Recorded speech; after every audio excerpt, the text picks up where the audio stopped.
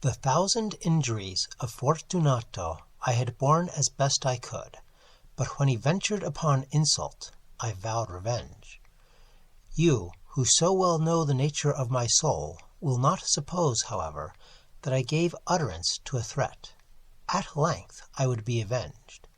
This was a point definitively settled, but the very definitiveness with which it was resolved precluded the idea of risk.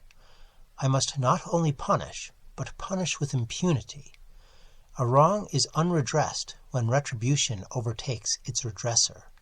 It is equally unredressed when the avenger fails to make himself felt as such to him who has done him the wrong. It must be understood that neither by word nor deed had I given Fortunato cause to doubt my good will. I continued, as was my wont, to smile in his face, and he did not perceive that my smile now was at the thought of his immolation. He had a weak point, this Fortunato, although in other regards he was a man to be respected and even feared. He prided himself on his connoisseurship in wine. Few Italians have the true virtuoso spirit. For the most part, their enthusiasm is adopted to suit the time and opportunity, to practice imposture upon the British and Austrian millionaires. In painting and gemmery, Fortunato, like his countrymen, was a quack, but in the matter of old wines he was sincere. In this respect I did not differ from him materially. I was skilful in the Italian vintages myself, and bought largely whenever I could. It was about dusk, one evening during the supreme madness of the Carnival season, that I encountered my friend. He accosted me with excessive warmth, for he had been drinking much. The man wore motley. He had on a tight-fitting party-striped dress, and his head was surmounted by the conical cap and bells. I was so pleased to see him that I thought I should never have done wringing his hand. I said to him, "My dear Fortunato, you are luckily met. How remarkably well you are looking today. But I have received a pipe of what passes for Amontillado, and I have my doubts." "How?" said he. "Amontillado? A pipe? Impossible! And in the middle of the Carnival?" "I have my doubts," I replied, "and I was silly enough to pay the full Amontillado price without consulting you in the matter. You were not to be found, and I was fearful of losing a bargain." "Amontillado? I have my doubts. Amontillado? I must satisfy them. Amontillado? As you are engaged, I am on my way to Lucchese. If anyone has a critical turn, it is he, and he will tell me, 'Lucchese cannot tell Amontillado from sherry.' And yet some fools will have it that his taste is a match for your own. Come, let us go." "Whither?" "To your vaults." "My friend, no. I will not impose upon your good nature. I perceive you have an engagement. Lucchese—" "I have no engagement. Come." "My friend, no. It is not the engagement, but the severe cold with which I perceive you are afflicted. The vaults are insufferably damp. They are encrusted with nitre." "Let us go, nevertheless. The cold is merely nothing. Amontillado, you have been imposed upon. And as for Lucchese, he cannot distinguish sherry from Amontillado." Thus speaking, Fortunato possessed himself of my arm. Putting on a mask of black silk, and drawing a roquelaire about my person, I suffered him to hurry me to my palazzo. There were no attendants at home. They had absconded to make merry in honor of the time. I had told them that I should not return until the morning, and had given them explicit orders not to stir from the house. These orders were sufficient, I well knew, to ensure their immediate disappearance, one and all, as soon as my back was turned.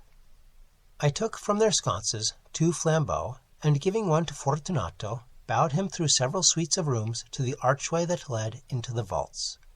I passed down a long and winding staircase, requesting him to be cautious as he followed.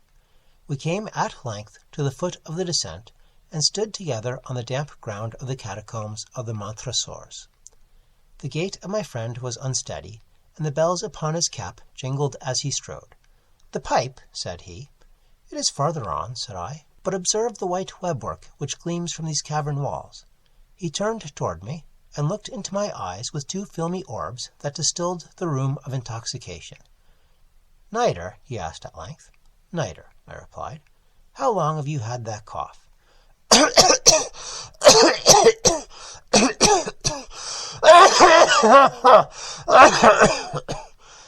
My poor friend found it impossible to reply for many minutes. "It is nothing," he said at last. "Come," I said, with decision. "We will go back. Your health is precious.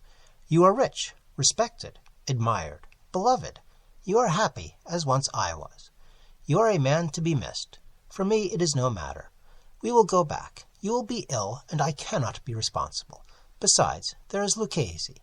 "Enough," he said. "The cough is a mere nothing. It will not kill me. I shall not die of a cough."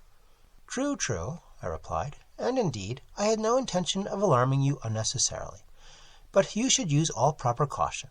A draught in this Medoc will defend us from the damps." Here I knocked off the neck of a bottle which I drew from a long row of its fellows that lay upon the mould. "Drink," I said, presenting him the wine. He raised it to his lips with a leer. He paused and nodded to me familiarly, while his bells jingled. "I drink," he said, "to the buried that repose around us." "And I to your long life." He again took my arm, and we proceeded. "These vaults," he said, "are extensive." "The Montresors," I replied, "were a great and numerous family." "I forget your arms." "A huge human foot door in a field azure. The foot crushes a serpent rampant, whose fangs are embedded in the heel." "And the motto?" "Nemo me impune lacessit." "Good," he said. The wine sparkled in his eyes, and the bells jingled. My own fancy grew warm with the Medoc. We had passed through the walls of piled bones, with casks and puncheons intermingling, into the inmost recesses of the catacombs. I paused again, and this time I made bold to seize Fortunato by the arm above the elbow. "The nitre," I said. "See, it increases. It hangs like moss upon the vaults. We are below the river's bed. The drops of moisture trickle among the bones. Come, we will go back ere it is too late. Your cough." "It is nothing," he said. "Let us go on. But first, another draught of the Medoc." I broke and reached him a flagon of de Grave. He emptied it at a breath. His eyes flashed with a fierce light. He laughed and threw the bottle upward with a gesticulation I did not understand. I looked at him in surprise. He repeated the movement, a grotesque one. "You do not comprehend," he said. "Not I," I replied. "Then you are not of the Brotherhood." "How?" "You are not of the Masons." "Yes, yes," I said. "Yes, yes." "You? Impossible! A Mason?" "A Mason," I replied. "A sign?" he said. "It is this," I answered, producing a trowel from beneath the folds of my roquelaire. "You jest!" he exclaimed, recoiling a few paces. "But let us proceed to the Amontillado." "Be it so," I said, replacing the tool beneath the cloak, and again offering him my arm. He leaned upon it heavily. We continued our route in search of the Amontillado. We passed through a range of low arches, descended, passed on, and descending again, arrived at a deep crypt, in which the foulness of the air caused our flambeaux rather to glow than flame. At the most remote end of the crypt there appeared another less spacious. Its walls had been lined with human remains, piled to the vaults overhead, in the fashion of the great catacombs of Paris. 3 sides of this interior crypt were still ornamented in this manner. From the 4th the bones had been thrown down, and lay promiscuously upon the earth, forming at one point a mound of some size. Within the wall thus exposed by the displacing of the bones, we perceived a still interior recess, in depth about 4 feet, in width 3 feet, in height 6 or 7. It seemed to have been constructed for no especial use within itself, but formed merely the interval between 2 of the colossal supports of the roof of the catacombs, and was backed by one of their circumscribing walls of solid granite. It was in vain that Fortunato, uplifting his dull torch, endeavored to pry into the depth of the recess. Its termination the feeble light did not enable us to see. "Proceed," I said. "Herein is the Amontillado. As for Lucchesi—" "He is an ignoramus," interrupted my friend, as he stepped unsteadily forward, while I followed immediately at his heels. In an instant he had reached the extremity of the niche, and finding his progress arrested by the rock, stood stupidly bewildered. A moment more, and I had fettered him to the granite. In its surface were 2 iron staples, distant from each other about 2 feet horizontally. From one of these depended a short chain, from the other a padlock. Throwing the links about his waist, it was but the work of a few seconds to secure it. He was too much astounded to resist. Withdrawing the key, I stepped back from the recess. "Pass your hand," I said, "over the wall. You cannot help feeling the nitre. Indeed, it is very damp. Once more let me implore you to return. No? Then I must positively leave you. But I must first render you all the little attention in my power."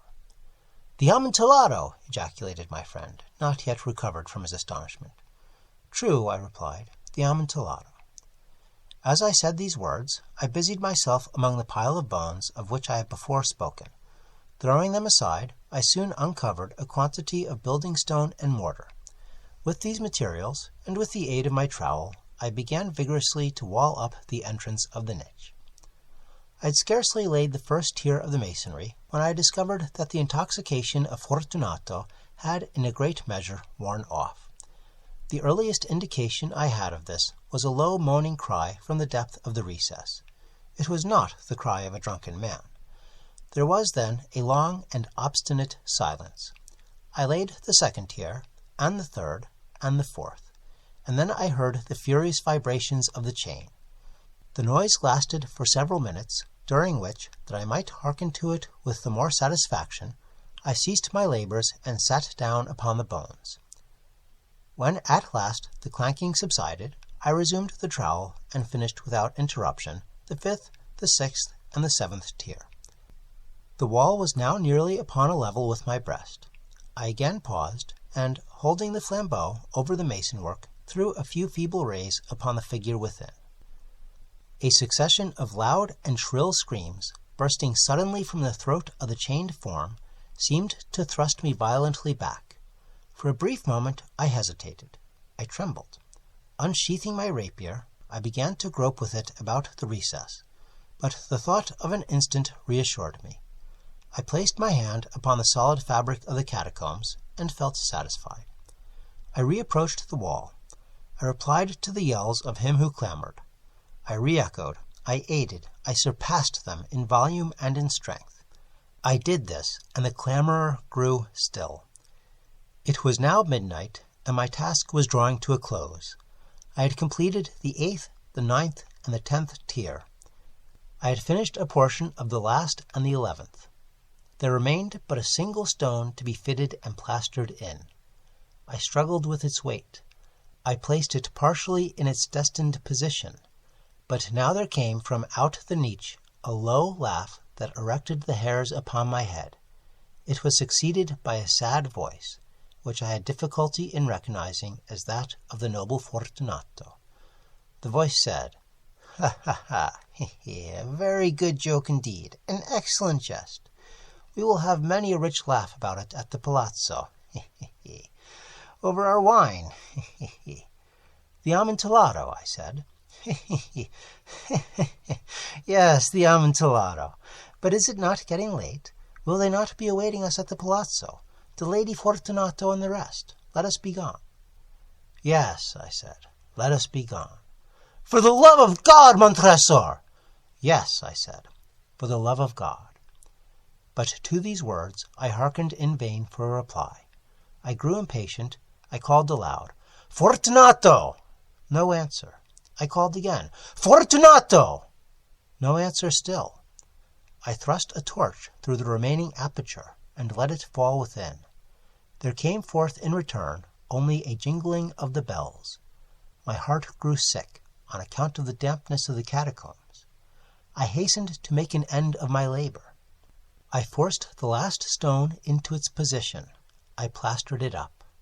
Against the new masonry I re-erected the old rampart of bones.